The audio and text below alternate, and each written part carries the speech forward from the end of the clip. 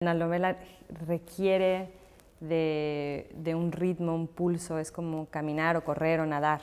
Creo que la opción de quedarse callados no es una opción, y que al contrario, hay que denunciar las cosas de las que somos testigos, sobre todo si se trata de la violencia política, la violencia institucional constante que ejercen los grupos gobernantes o las clases en el poder a otras personas de la sociedad. Es una labor que requiere de una autoconciencia constante, ¿no? de saber desde dónde uno escribe, reconocer las limitaciones de la posición que uno ocupa en la sociedad y tener sentido común, inteligencia y sensibilidad. ¿Dónde están nuestras posibilidades y limitaciones? ¿Cuáles son nuestras posibilidades y limitaciones? Pero también qué derecho tenemos de hablar de temas que nos son cercanos pero que no son nuestros, ¿no? Cuando no, es decir, ¿qué responsabilidad ética adquirimos cuando nos acercamos a un tema? Y dónde están los límites de nuestro derecho a indagar en temas. Creo que es una pregunta que hay que hacerse cada vez que uno se embarca en un proyecto. Sin duda hay ejemplos en mi familia de mujeres muy recias, muy fuertes, muy libres, tremendas, que estuvieron toda su vida involucradas en movimientos sociales. Vengo de una familia, sobre todo, en donde las mujeres de mi línea materna han sido pues unas cabronas chingonas, básicamente. Cuando mi abuela trabajaba en comunidades indígenas en Puebla, lo que ella hacía no se concebía, ni ella misma, yo creo, concebía ese trabajo como activismo. Se despolitizaba en el discurso en torno, ¿no? Mi madre, ya una generación,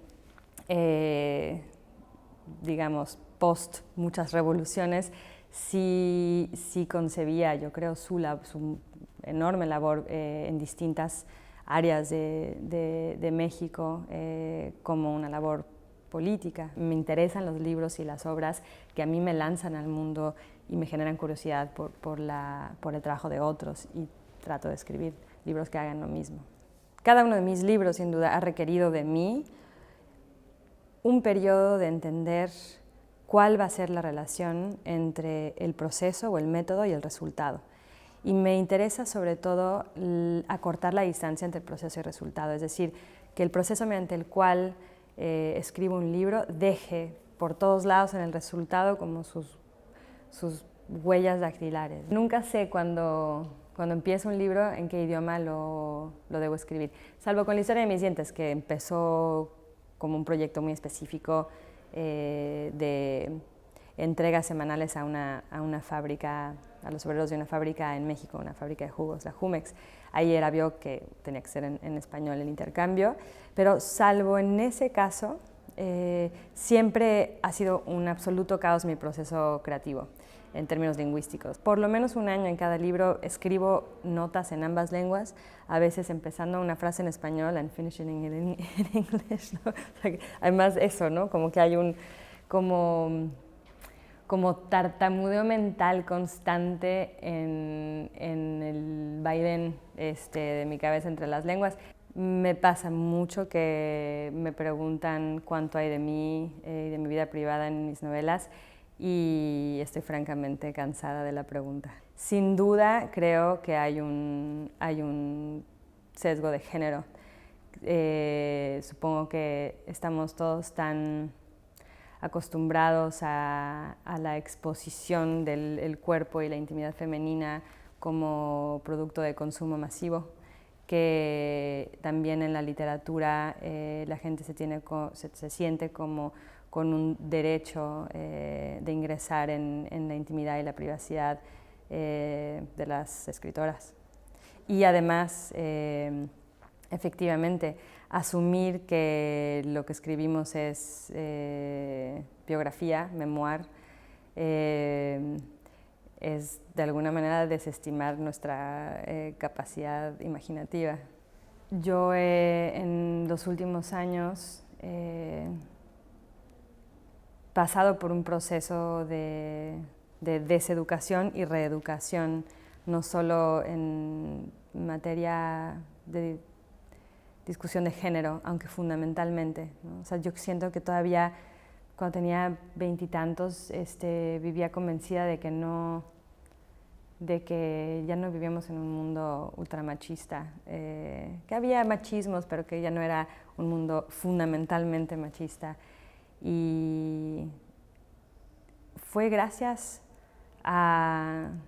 pues a las generaciones más chicas que me rodean, ¿no?